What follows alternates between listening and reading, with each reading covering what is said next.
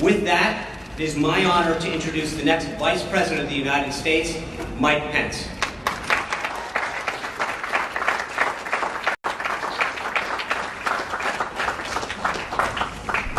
We are 9 days away from the inauguration of the 45th President of the United States of America.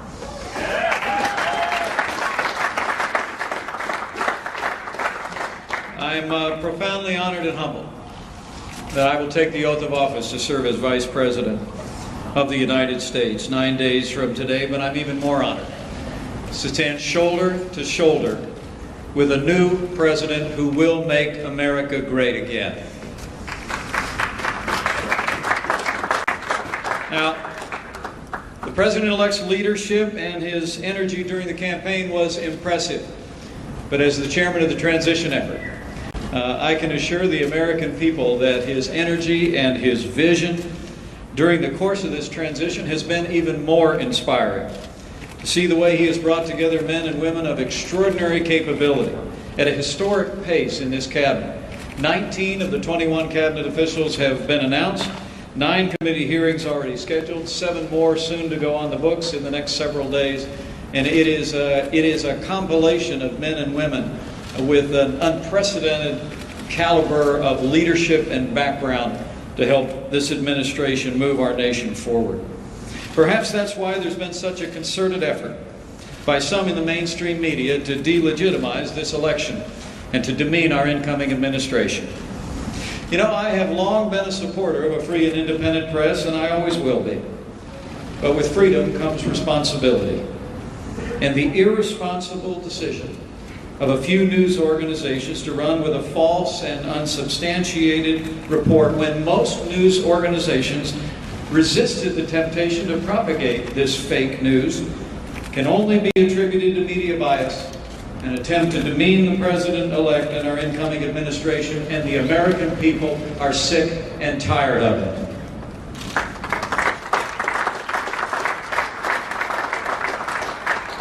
But today, we'll get back to real news, to real facts, and the real progress our incoming president has already made in reviving the American economy and assembling a team that will make America great again. And we'll hear from the president-elect about issues that are of paramount importance to the American people today. So it is my honor to introduce to all of you my friend and the President-elect of the United States of America, Donald Trump.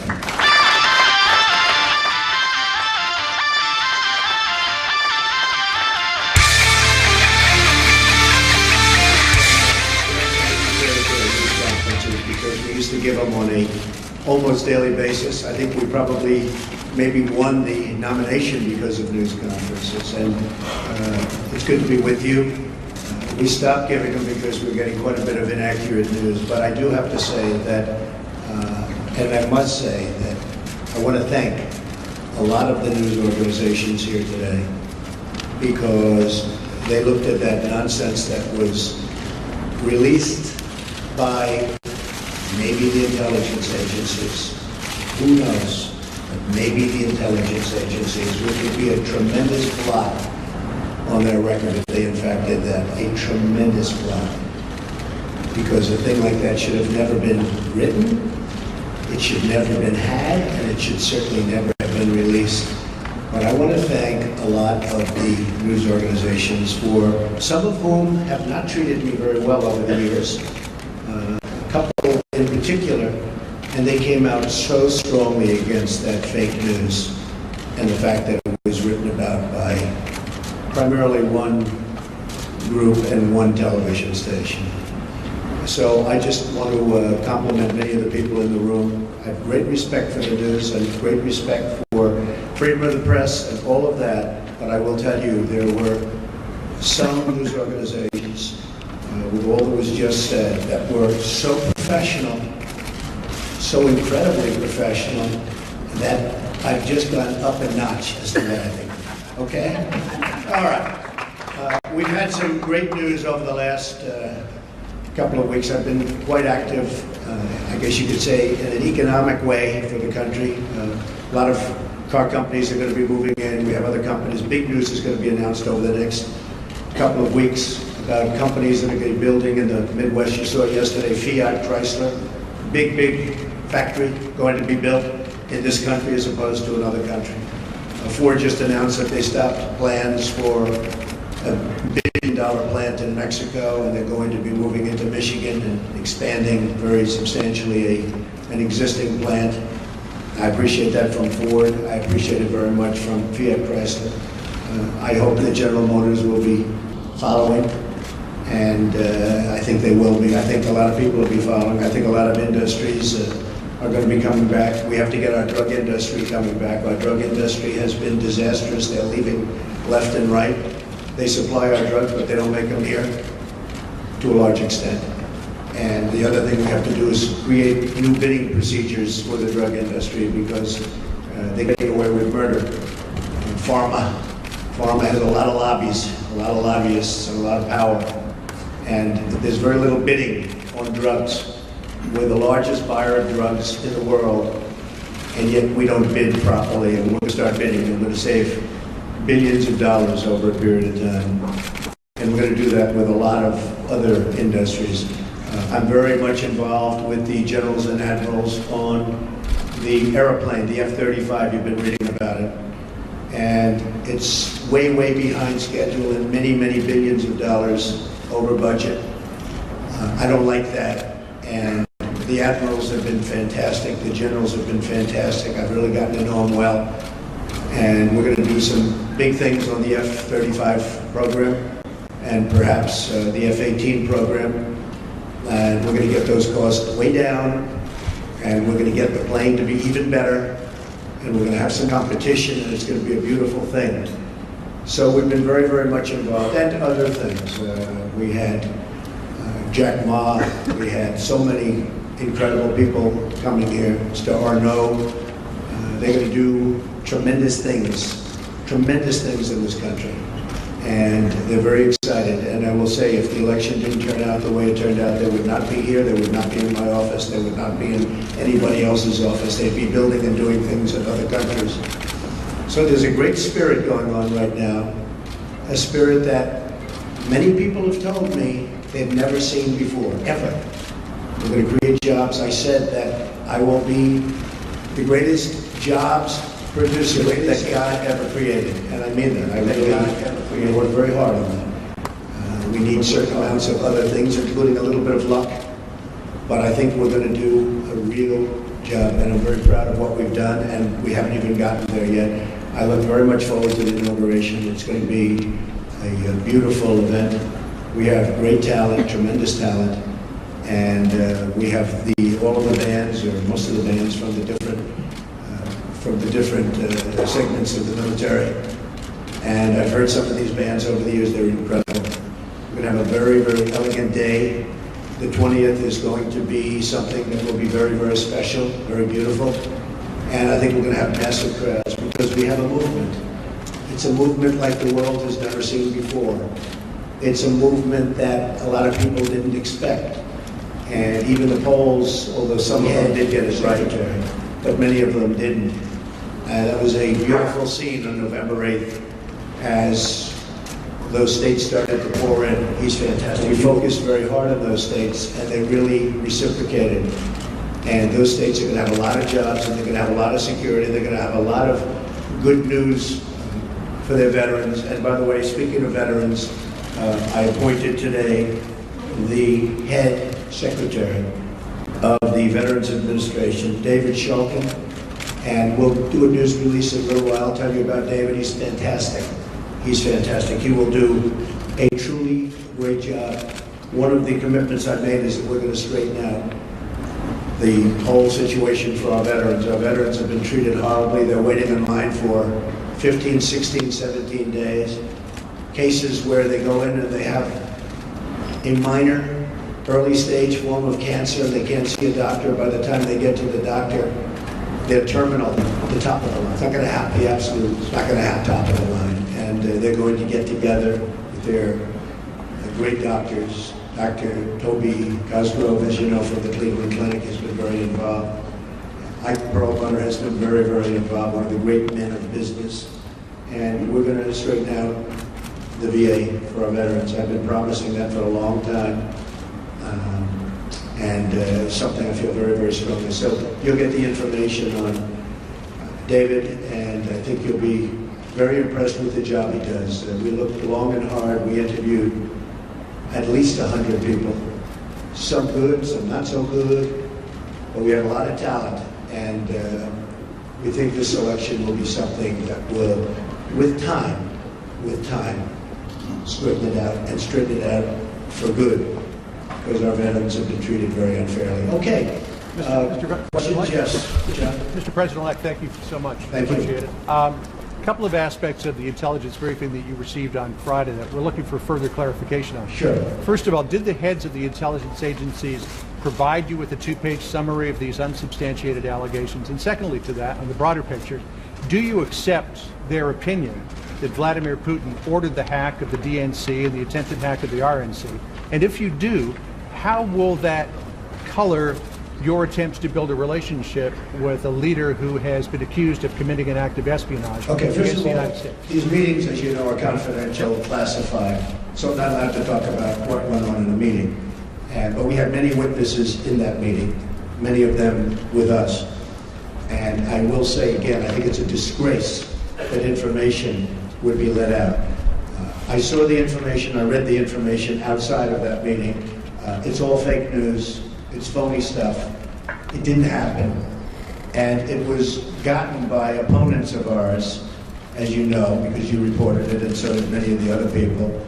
It was a group of opponents who got together, sick people, and they put that crap together. So I will tell you that not within the meeting, but outside of the meeting, somebody released it.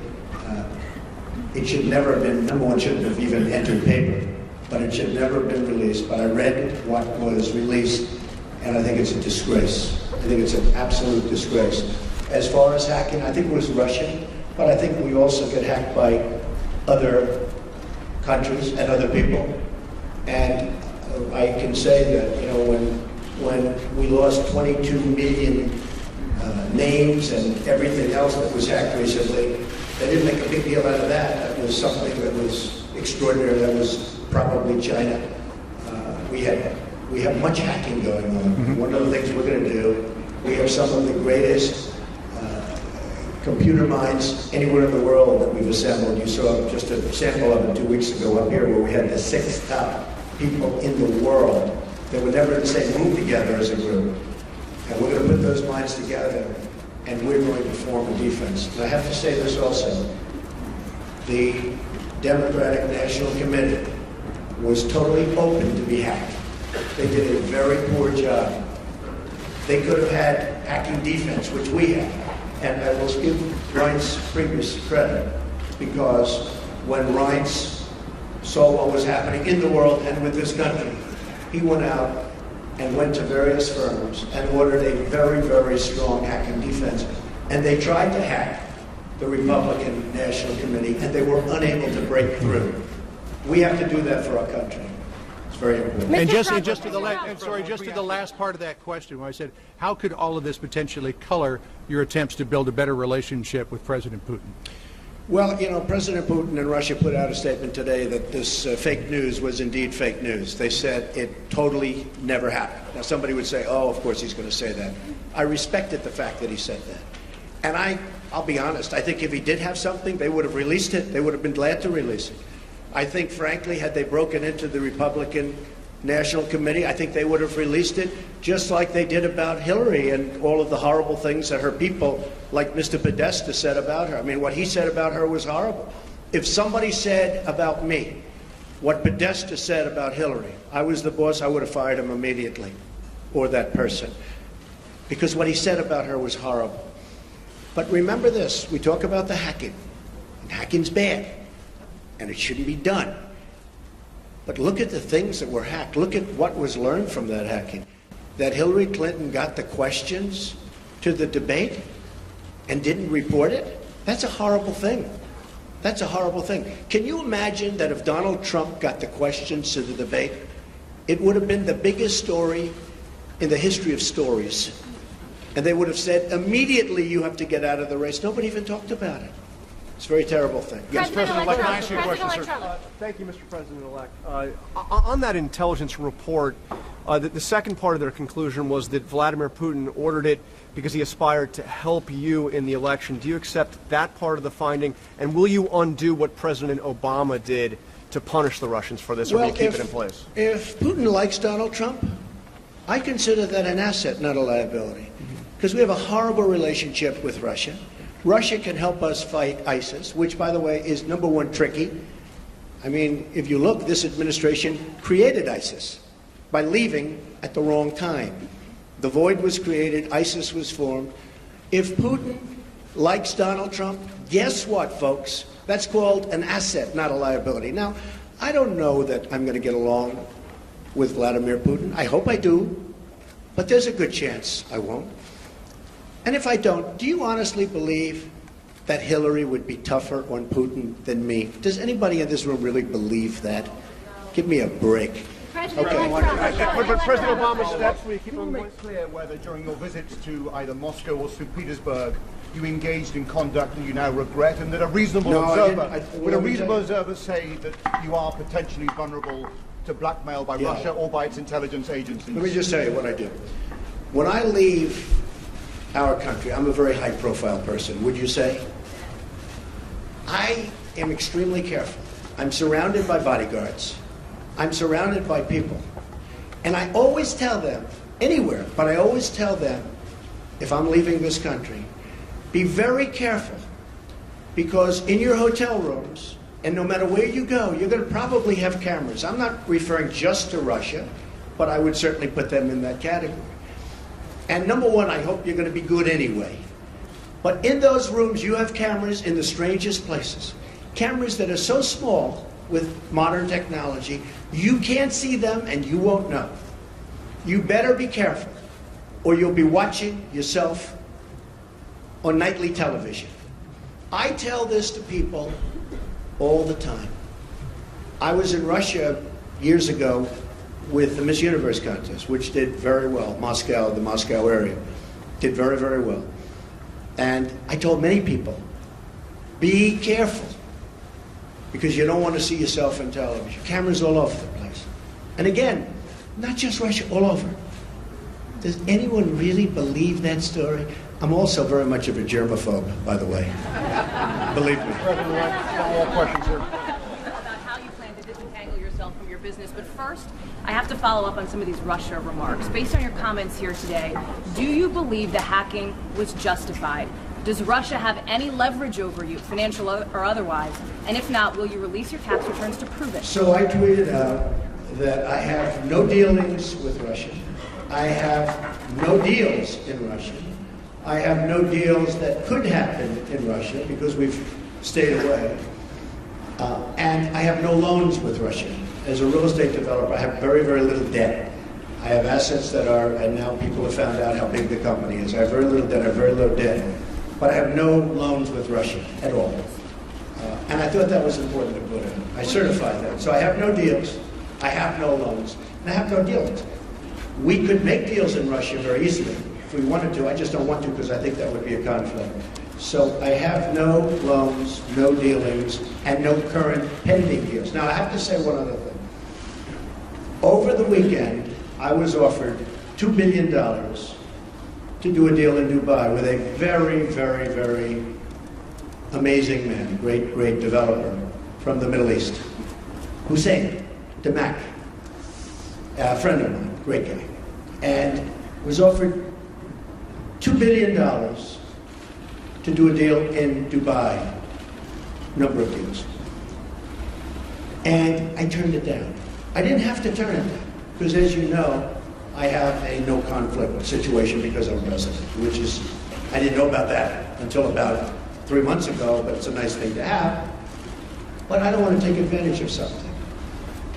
I have something that others don't have. Vice President Pence also has it. I don't think he'll need it. I have a feeling he's not going to need it. But I have a no conflict of interest provision as president.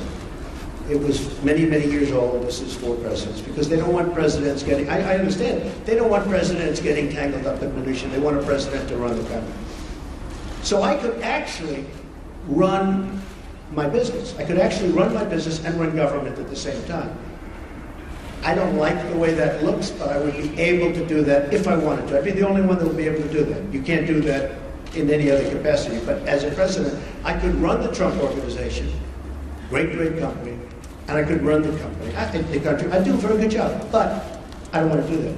Now, all of these papers that you see here, yes, go I just ahead. wanted to follow up on that before we get to conflicts. Do you believe the hacking was justified, and will you release your tax returns to prove what you're saying about no deals in Russia? Well, not releasing tax returns, because as you know, they're under audit. But every president since the 70s has had a required audit from the IRS. The last 6 have released him. But as president, sir, as you're the only taking one that cares office, about my tax returns are the reporters. Okay? you don't think the American public is concerned No, about I that? don't think so. I won. Do you believe the When I hacking? became president. No, I don't think they care at all. I don't think they care at all. I think you care. I think you care. First of all, you learn very little from a tax return. What you should do is go down to federal elections and take a look at the numbers. And actually, people have learned a lot about my company, and now they realize my company is much bigger, much more powerful than they ever thought. We're in many, many countries, and I'm very proud of it. And what I'm going to be doing is my 2 sons, who are right here, Don and Eric, are going to be running the company. They are going to be running it in a very professional manner. They're not going to discuss it with me. Again, I don't have to do this. They're not going to discuss it with me. And with that, I'm going to bring up Sherry Dillon, and she's going to go, these papers are just some of the many documents that I've signed, turning over complete and total control to my son. Sir, can we ask you one more question on Russia, though, sir? Good morning. It's my honor and privilege to be here today at President-elect Trump's request. He's asked me, as you've just heard, to speak about the conflicts of interest and the steps he's taking. As you know, the business empire built by President-elect Trump over the years is massive, not dissimilar to the fortunes of Nelson Rockefeller when he became vice president. But at that time, no one was so concerned. President-elect Trump wants the American public to rest assured that all of his efforts are directed to pursuing the people's business and not his own. To that end, as he explained a few moments ago, he directed me and my colleagues at the law firm Morgan, Lewis & Bockius to design a structure for his business empire that would completely isolate him from the management of the company. He further instructed that we build in protections that will assure the American people the decisions he makes and the actions that he takes as president are for their benefit and not to support his financial interests. As he said, he's voluntarily taking this on. The conflicts of interest laws simply do not apply to the president or the vice president, and they are not required to separate themselves from their financial assets. The primary conflicts of interest statute, since some have questioned this, is Section 18 U.S.C. 208, and it's simply inapplicable by its terms. And this is not just our interpretation. It's Congress itself who made this clear in 1989 when it amended Section 18 U.S.C. 202 to state that, except as otherwise provided, the terms office and employee in Section 208 shall not include the president. Even so, President-elect Trump wants there to be no doubt in the minds of the American public that he is completely isolating himself from his business interests. He instructed us to take all steps realistically possible to make it clear that he is not exploiting the office of the presidency for his personal benefit. He also sought the guidance of individuals who are familiar with and have worked extensively in the fields of government ethics and constitutional law. Critical to the Morgan Lewis team is Fred Fielding, standing here to our side and with us today. And many of you have known him. He has served several presidents over the years, including serving as counsel to Presidents Ronald Reagan and George W. Bush, as well as serving on President George H.W. Bush's Commission on Federal Ethics Law Reform, and he also held the position of Vice Chair of the Ethics Resource Center. Mr. Fielding has been extensively involved with and approved this plan. He's here today to support the plan, and he will continue to provide guidance as the plan is implemented and as Eric, Don, along with others, take over management of the Trump Organization. I'm going to detail some of the extraordinary steps now that the President-elect is taking. First, President-elect Trump's investments in business assets, commonly known as the Trump Organization, comprising hundreds of entities, which again, if you all go and take a look at his financial disclosure statement, the pages and pages and pages of entities have all been or will be conveyed to a trust prior to January 20th. Here is just some of the paperwork that's taking care of those actions. Second, through the trust agreement, he has relinquished leadership and management of the Trump Organization to his sons, Don and Eric, and a longtime Trump executive, Alan Weisselberg. Together, Don, Eric, and Alan will have the authority to manage the Trump Organization and will make decisions for the duration of the presidency without any involvement whatsoever by President-elect Trump. Further, at the President-elect's direction, the trust agreement provides to ensure the Trump Organization continues to operate in accordance with the highest and legal ethics standards. An ethics advisor will be appointed to the management team. The written approval of the ethics advisor will be required for new deals, actions, and transactions that could potentially raise ethics or conflicts of interest concerns. President-elect Trump, as well as Don, Eric, and Alan, are committed to ensuring that the activities of the Trump Organization are beyond reproach and cannot be perceived to be exploitive of the office of the presidency. President-elect Trump will resign from all officer and other positions he holds with the Trump Organization entities. Further, in addition, his daughter Ivanka will have no further involvement with or management authority whatsoever with the Trump Organization. As she and Jared move their family to D.C., Ivanka will be focused on settling her children into their new homes and their new schools. The President-elect has also already disposed of all of his investments in publicly traded or easily liquidated investments. As a result, the trust will have two types of assets. First, it will hold liquid assets, cash, cash equivalents, and treasuries, and perhaps some positions in a government-approved diversified portfolio, one that is consistent with the regulations from the Office of Government Ethics. Second, the trust is going to hold this pre-existing, illiquid, but very valuable business assets, the ones that everyone here is familiar with. Trump-owned, operated, and branded golf clubs, commercial rental property, resorts, hotels, rights to royalties from pre-existing licenses of Trump marks, productions, and goods. So things like Trump Tower, Mar-a-Lago, all of his other business assets, 40 Wall Street, will all be in the trust. Through instructions in the trust agreement, President-elect Trump first ordered that all pending deals be terminated. This impacted more than 30 deals, many of which were set to close by the end of 2016. As you can well imagine, that caused an immediate financial loss of millions of dollars, not just for President-elect Trump, but also for Don, Ivanka, and Eric. The trust agreement, as directed by President Trump, imposes severe restrictions on new deals. No new foreign deals will be made whatsoever during the duration of President Trump's presidency. New domestic deals will be allowed, but they will go through a vigorous vetting process.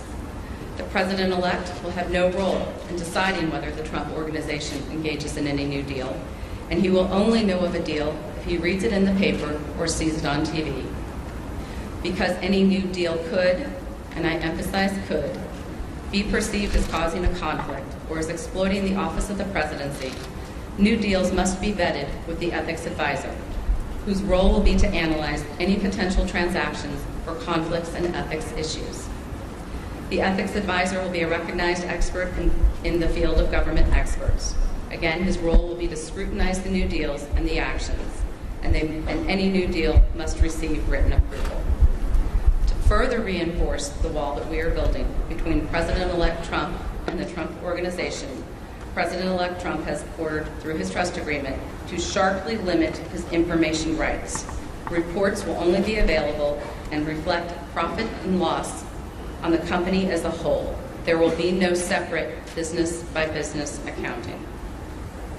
Another step that President-elect Trump has taken is he created a new position at the Trump Organization, the position of Chief Compliance Counsel, whose responsibility will be to ensure that the Trump businesses, again, are operating at the highest levels of integrity and not taking any actions that could be perceived as exploiting the office of the presidency.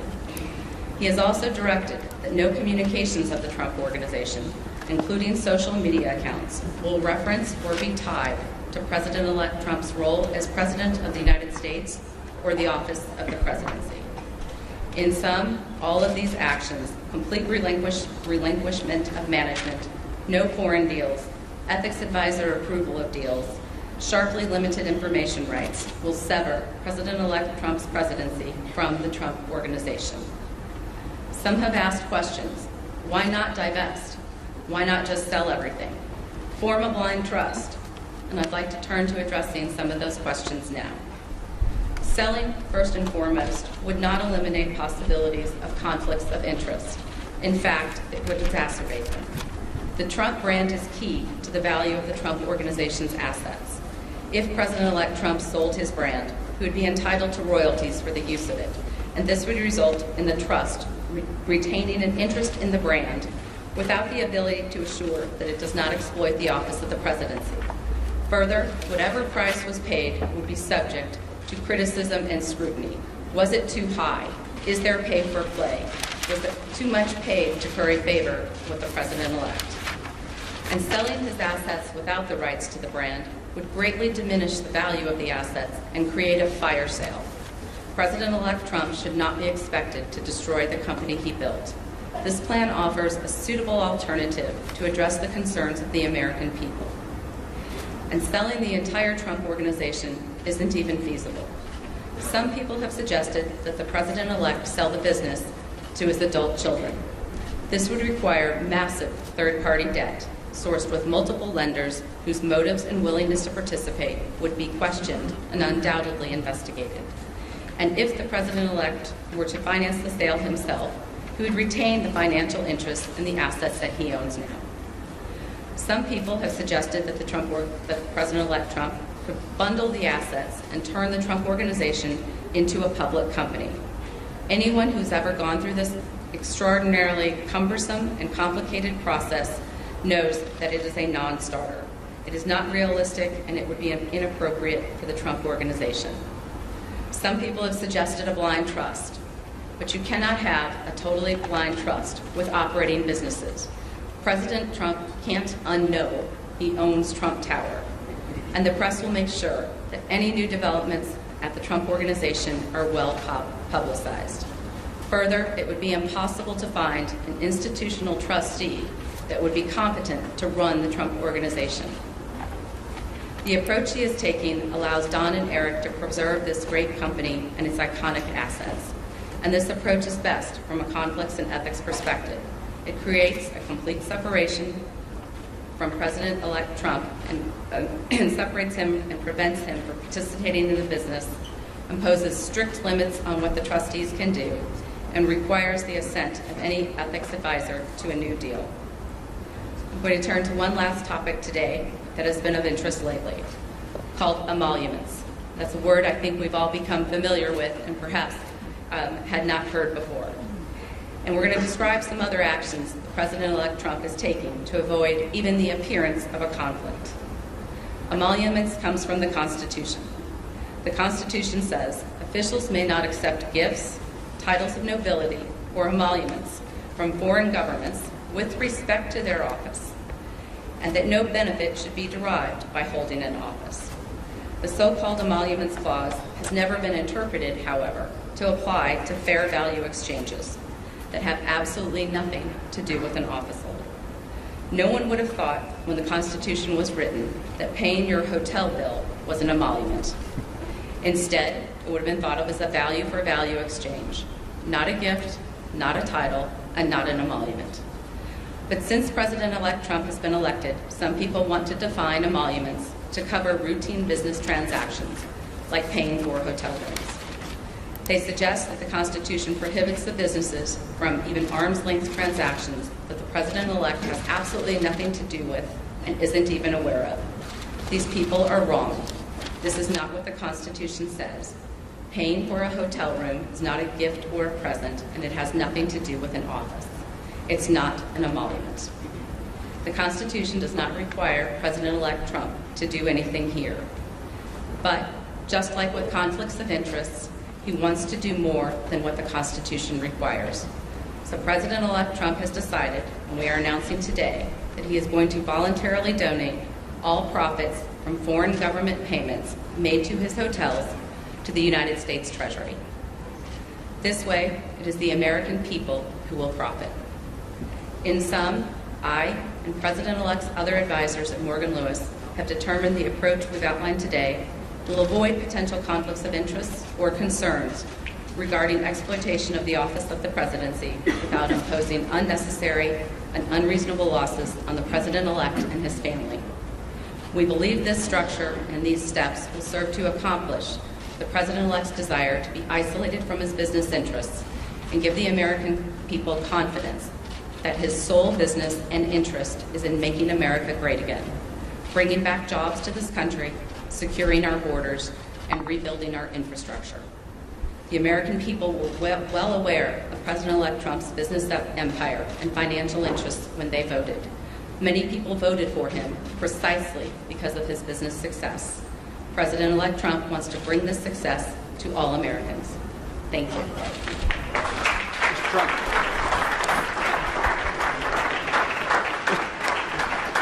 Mr. Trump. Mr. Trump, can we ask you?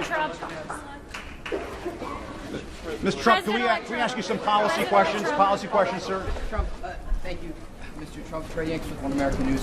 What is your response to your critics that say not only you but also your cabinet is filled with conflicts of interest, and do you plan to set an example in the future to make sure that your cabinet and everyone throughout your administration? Good question. I really think that when you watch what's going on with what's happening in Washington, I was just watching as an example Rex Tillerson. I think it's brilliant what he's doing and what he's saying. I watched yesterday, as you know, our great senator who is going to be a great attorney general, and he was brilliant. And what people don't know is that he was a great prosecutor and attorney general in Alabama, and he was brilliant yesterday. So I really think that I think we have one of the great cabinets ever put together. And we've been hearing that from so many people. People are so happy. You know, in the case of Rex, he ran incredibly ExxonMobil. When there was a fine, he would get it. When they needed something, he would be there. A friend of mine who's very, very substantial in the oil business, Harold Hamm, big supporter, he said, there's nobody in the business like Rex Tillerson. And that's what we want. That's what I want to bring to government. I want to bring the greatest people into government because we're way behind. We don't make good deals anymore. I say it all the time in speeches. We don't make good deals anymore. We make bad deals. Our trade deals are a disaster. We have hundreds of billions of dollars of losses on a yearly basis. Hundreds of billions with China on trade and trade imbalance, with Japan, with Mexico, with just about everybody. We don't make good deals anymore. So we need people that are smart. We need people that are successful. And they got successful because, generally speaking, they're smart. And that's what I put. I'm very proud of the cabinet. I think they're doing very well. It's very interesting how it's going, but I think they're doing very, very well. Mr. Trump, quick follow-up, sir, on Russia, sir. Thank you, Mr. President-elect. I wanted to ask a few questions on Obamacare. Yeah. Can you be specific on what guidance you're giving congressional Republicans on the timeline for repeal and replace, Sure. whether it needs to be simultaneous or a Finally, delay? Obamacare. I thought it was never going to be asked. I also wanted to ask you, though, if you have outlined a plan for what you want the replace package to look like. Would it guarantee coverage for those who have gotten health insurance through the current Obamacare law? You're going to be very, very proud, as not only the media and reporters, you're going to be very proud of what we put forth having to do with health care. Obamacare is a complete and total disaster. They can say what they want. They can guide you any way they want to guide you. In some cases, they guide you incorrectly. In most cases, you realize what's happened. It's imploding. as we sit. Some states have over 100% increase. And 17, and I said this 2 years ago, 17 is going to be the bad year. It's going to be catastrophic. Frankly, we could sit back, and it was a thought from a political standpoint, but it wouldn't be fair to the people. We could sit back and wait and watch and criticize. And we could be a Chuck Schumer and sit back and criticize it, and people would come, they would come, begging to us, please, we have to do something about Obamacare. We don't want to own it. We don't want to own it politically. They own it right now. So the easiest thing would be to let it implode in 17, and believe me, we'd get pretty much whatever we wanted, but it would take a long time. We're going to be submitting, as soon as our secretary is approved, almost simultaneously, shortly thereafter, a plan. It'll be repeal and replace. It will be essentially simultaneously. It will be various segments, you understand, but will most likely be on the same day or the same week, but probably the same day, could be the same hour. So we're going to do repeal and replace, very complicated stuff. And we're going to get a health bill passed. We're going to get health care taken care of in this country. You have deductibles that are so high that after people go broke paying their premiums, which are going through the roof, the health care can't even be used by them because the deductibles are so high. Obamacare is the Democrats' problem. We are going to take the problem off the shelves for them. We're doing them a tremendous service by doing it. We could sit back and let them hang with it.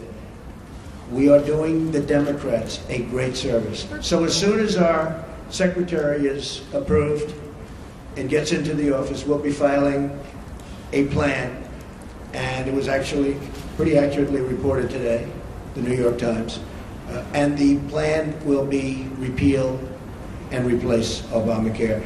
We're going to have a health care that is far less expensive and far better. Okay. Mr. President-elect, can we just ask you, sir. President-elect Trump. Mr. President, which one, Mr. President? Well, I was going. Thank you.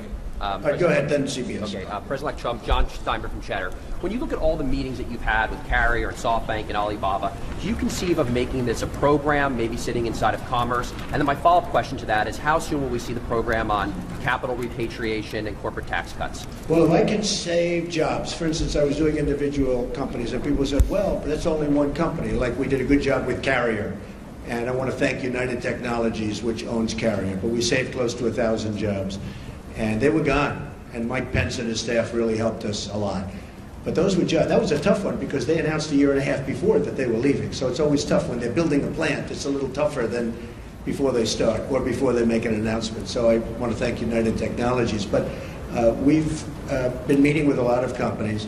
But what really is happening is the word is now out that when you want to move your plant to Mexico or some other place, and you want to fire all of your workers from Michigan and Ohio and all these places that I won for good reason, it's not going to happen that way anymore.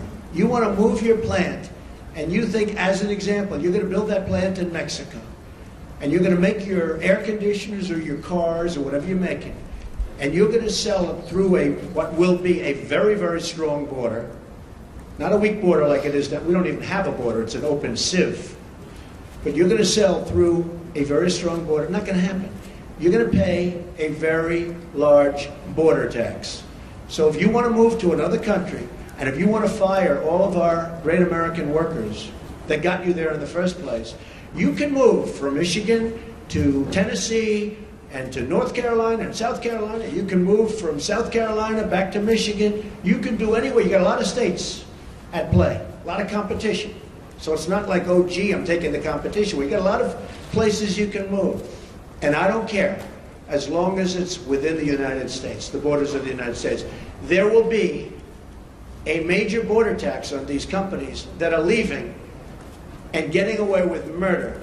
And if our politicians had what it takes, they would have done this years ago, and you'd have millions more workers right now in the United States that are 96 million really wanting a job and they can't get. You know that story, the real number. That's the real number. So that's the way it is. Okay, go ahead. Mr. President-elect, I have a question about the Supreme Court and the border security, but I also want you to ask you about something you said on Twitter this morning. Are we living in Nazi Germany? What were you driving at there? Do you have a problem with the intelligence community? And on the Supreme Court, what's your timeline? You said a while ago you were down to 4. Have you conducted those interviews yet? What's your timeline for nominating? And on the border fence, it now appears clear U.S. taxpayers will have to pay for it up front. What is your plan to get Mexico to pay for it? I got it. You have any more? That's it. On the fence. It's not a fence, it's a wall. You just misreported it. We're going to build a wall. I could wait about a year and a half until we finish our negotiations with Mexico, which will start immediately after we get to office, but I don't want to wait. Mike Pence is leading an effort to get final approvals through various agencies and through Congress for the wall to begin. I don't feel like waiting a year or a year and a half. We're going to start building. Mexico, in some form, and there are many different forms, will reimburse us, and they will reimburse us for the cost of the wall. That will happen. Whether it's a tax or whether it's a payment, probably less likely that it's a payment, but it will happen. So remember this, okay? I would say we are going to build a wall, and people would go crazy. I would then say, who's going to pay for the wall?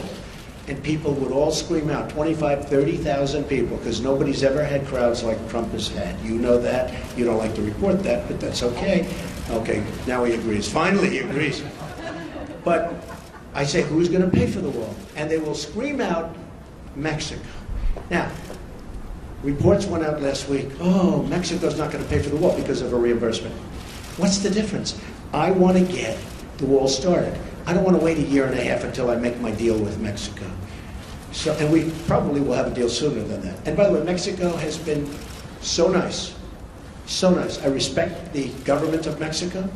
I respect the people of Mexico. I love the people of Mexico. I have many people from Mexico working for me. They're phenomenal people. The government of Mexico is terrific. I don't blame them for what's happened. I don't blame them for taking advantage of the United States. I wish our politicians were so smart. Mexico has taken advantage of the United States. I don't blame the representatives and various presidents, etc., of Mexico. What I say is we shouldn't have allowed that to happen. It's not going to happen anymore. So in order to get the wall started, Mexico will pay for the wall, but it'll be reimbursed. Okay? Supreme Court judge. So, as you know, I have a list of 20.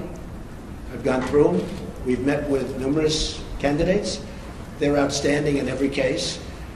They were largely recommended and highly recommended by Federalist Society. Jim DeMint was also very much involved in his group, which is fantastic, and he's a fantastic guy. So between Leo and Jim DeMint and some senators and some Congress people, we have a great group of people. I'll be making the decision on who we will put up for Justice of the United States Supreme Court, a replacement for the great, great Justice Scalia. That will be probably within 2 weeks of the 20th. So within about 2 weeks, probably the second week. I consider the first day because we'll also be doing some pretty good signings. And I think what we'll do is we'll wait till Monday. That will be our really first business day as opposed to doing it on Friday, because on Friday people are going to have a very good time at the inauguration. And then Saturday, as you know, we're having a big church service and lots of good things are happening. So our first day, and you'll all be invited to the signings, but we'll be doing some pretty good signings on Monday and Tuesday and Wednesday and Thursday and Friday, and then also the next week. And you're all invited. But on the Supreme Court, I'll be making that decision, and it'll be a decision which I very strongly believe in. I think it's one of the reasons I got elected. I think the people of this country did not want to see what was happening with the Supreme Court. So I think it was a very, very big decision as to why I was elected. Mr. President-elect. The tweet that you had this morning about are we living in Nazi Germany, what were you driving at there? What are you trying to tell the country? I think it was disgraceful that the intelligence agencies allowed any information that turned out to be so false and fake out. I think it's a disgrace. And I say that, and that's something that Nazi Germany would have done and did do. I think it's a disgrace. That information that was false and fake and never happened got released to the public. As far as BuzzFeed, which is a failing pile of garbage, writing it, I think they're going to suffer the consequences. They already are. And as far as CNN going out of their way to build it up, and by the way, we just found out I was coming down. Michael Cohen, Michael Cohen is a very talented lawyer. He's a good lawyer in my firm. It was just reported that it wasn't this Michael Cohen they were talking about. So all night long, it's Michael Cohen. I said, I want to see your passport. He brings his passport to my office. I say, hey, wait a minute. He didn't leave the country. He wasn't out of the country. That Michael Cohen of the Trump Organization was in Prague. It turned out to be a different Michael Cohen. It's a disgrace what took place. It's a disgrace. And I think they ought to apologize to start with Michael Cohen. Sir, since you're attacking us, can you give us a question? Mr. President-elect. Go ahead. Mr. President-elect, since you are attacking our news organization, can you give us a chance? Your organization. You are attacking our news organization. Can you give us a chance to ask a question, sir? Go ahead. Sir, can you state, Mr. President-elect, Go ahead. can you state categorically, Mr. President-elect, can you give us a question? You're attacking us. Can you give us a question? Don't be rude. Can you give us a question? I'm not going to give you a question. Can you state categorically? You are fake news. Sir, Go ahead. can you state categorically that nobody... No, Mr. President-elect, that's not appropriate. President Obama went too far with the sanctions he put on Russia after the hacking? Do you think they're I don't say he disproportionate? went too far. And what No. will you roll them back? No. And what do you think of Lindsey I don't Graham's say- plan to send you a bill for tougher ones? Plans to send me a bill for For what? tougher sanctions. I hadn't heard Lindsey Graham was going to do that. Lindsey Graham. I've been competing with him for a long time. He's going to crack that 1% barrier one day. I didn't realize Lindsey Graham's still at it. It's all right. I think Lindsey Graham's a nice guy, actually. I've heard that he's a nice guy, and I've been hearing it. Yeah, go ahead. Go ahead. You've been waiting. Go ahead. As far as we understand, the intelligence community... Stand up, please. Yeah, Ian Panel from BBC News. Ian Panel from BBC News. BBC News. It's BBC another News, beauty. yeah. Thank you. Thank you. As far as we understand it, the intelligence community are still looking at these allegations. It's false news, as you describe it. If they come back with any kind of conclusion that any of it stands up, that any of it is true, will you consider your position? Would you think There's that nothing right? they can come back with. Over here. Can you This decision to publish fake news and all the problems that we've seen throughout the media over the course of the election, what reforms do you recommend for this industry here? Well, I don't recommend reforms. I recommend people that have some moral compass. I've been hearing more and more about a thing called fake news, and they're talking about people that go and say all sorts of things. But I will tell you, some of the media outlets that I deal with are fake news, more so than anybody. I could name them, but I won't bother. But you have a few sitting right in front of us. So they're very, very dishonest people. But I think it's just something we're going to have to live with. I guess the advantage I have is that I can speak back. When it happens to somebody that doesn't have that kind of a megaphone, they can't speak back. It's a very sad thing. I've seen people destroyed. I've seen people absolutely destroyed. And I think it's very unfair. So all I can ask for is honest reporters. Yes. President-elect, I just want to follow up on the questions about the U.S. intelligence community and be very clear about what you're saying. Do you trust your U.S. intelligence officials? And what do you say to foreign policy experts who say you're actually weakening national security by waging this war of words against that community? Intelligence agencies are vital and very, very important. We are going to be putting in, as you know, Mr. Pompeo and others, you know the Senator, Dan Coates.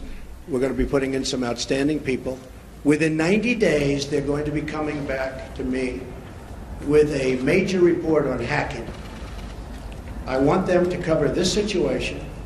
I also want them, however, to cover maybe most importantly, because we're hacked by everybody. You know, the United States, our government, out of a list of 17 in terms of industries, is the worst. It's number 17 in terms of protection. If you look at the retail industry, if you look at the banking industry, various industries, out of 17 industries, they put this in the category of an industry, the United States is last in terms of protecting, let's say, hacking defense. Like we had a great hacking defense at the Republican National Committee. That's why we weren't hacked. By the way, we were told they were trying to hack us, but they weren't able to hack. And I think I get some credit because I told Reince, and Reince did a phenomenal job, but I said, I want strong hacking defense.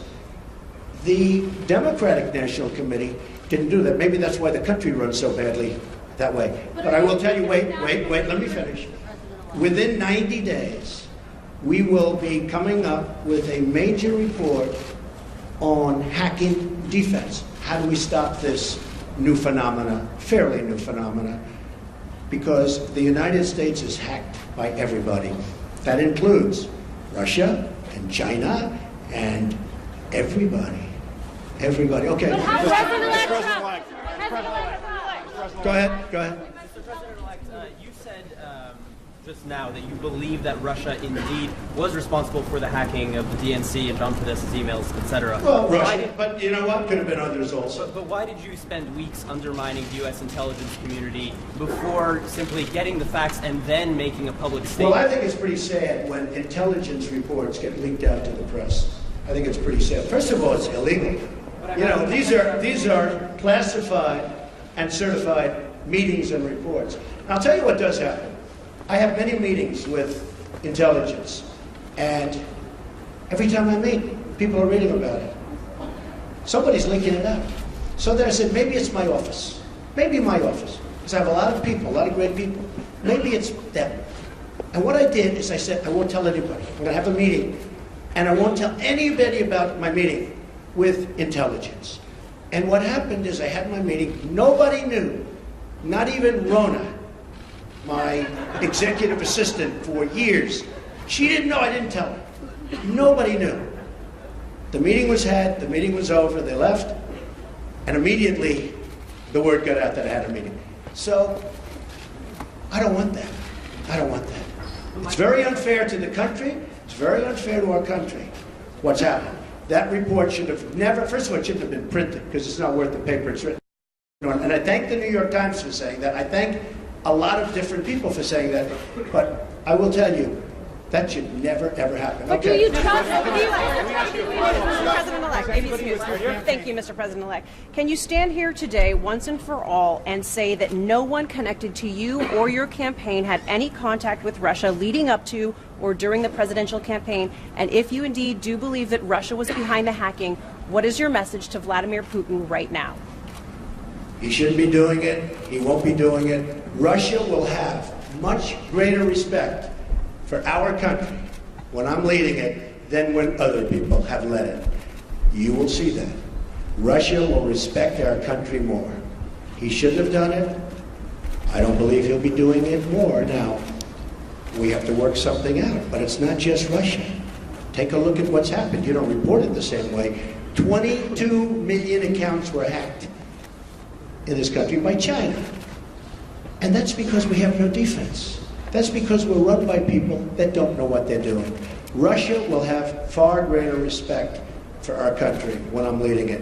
And I believe, and I hope, maybe it won't happen, it's possible, but I won't be given a little reset button like Hillary. Here, press this piece of plastic. Guy looked at her like, what is she doing? There's no reset button. We're either going to get along or we're not. I hope we get along, but if we don't, that's possible too. But Russia and other countries, including China, which has taken total advantage of us economically, totally advantage of us in the South China Sea by building their massive fortress. Total. Russia, China, Japan, Mexico, all countries will respect us far more than they do under past administrations. And to my first question, I want to thank everybody. So this is all, just so you understand, these papers, because I'm not sure that was explained properly, but these papers are all just a piece of the many, many companies that are being put into trust to be run by my two sons, and I hope at the end of 8 years I'll come back and I'll say, oh, you did a good job. Otherwise, if they do a bad job, I'll say, you're fired. Sir, you did not answer whether any of your associates were in contact with the Russians. Sir, You did not answer whether any of your associates were in contact with the Russians. Can you categorically deny that did not happen, sir? Can you categorically deny that did not happen, sir?